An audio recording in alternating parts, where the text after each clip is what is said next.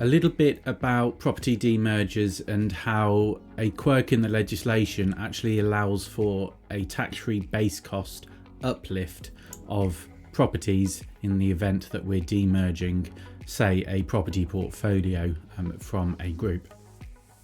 Why I say this is a quirk is because when we're doing a demerger, typically we might move some properties around the group in order to get them in a new company or a different company than they already are, and then we'll demerge that company as intended for commercial purposes. What's a bit strange from the 2011 Finance Act is that degrouping charge, because of course if you move a property intra-group, you would normally get no gain, no loss disposal under TCGA section 171. When you do your demerger, you would have a degrouping charge under section 179 because the company receiving the asset has left the group within 6 years of the transfer. So we have a degrouping charge. However, that degrouping charge, as a result of Finance Act 2011, is added to the consideration on disposal of our company on the demerger. That consideration is covered because we've got a scheme of reconstruction under Schedule 5AA, or should have as long as we meet those conditions. That degrouping charge is therefore covered by the reorganisation provisions.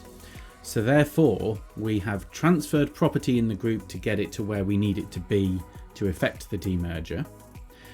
We've demerged, triggered a degrouping charge, which is covered by relief, and therefore our base cost in the company that we've just demerged has a tax-free uplift.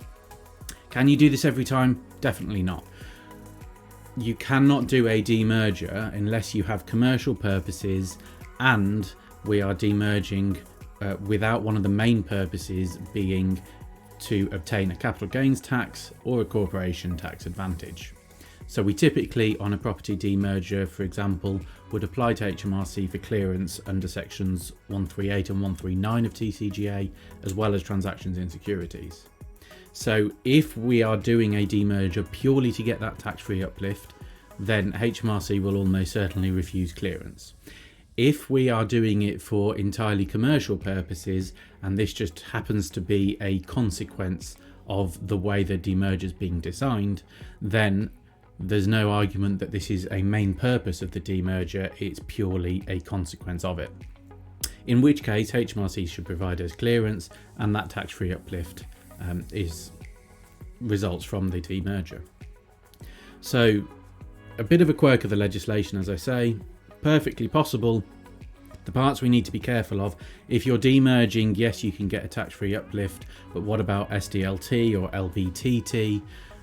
If you're transferring property, you've also got degrouping charge issues there. Possibly you might not have that issue, for example, if you've transferred the property via distribution in specie, because there should be no SDLT or LBTT because there's no consideration. Probably won't work to do a distribution though if you've got a mortgage, because that mortgage would be treated as consideration. So there's lots of other parts that we need to consider to make sure that triggering a tax-free uplift doesn't trigger other tax consequences like stamp taxes. As always, like, comment, share. It lets me know that these videos are well received, and if you have any comments or interpretation of this legislation, really interested to hear everyone's thoughts.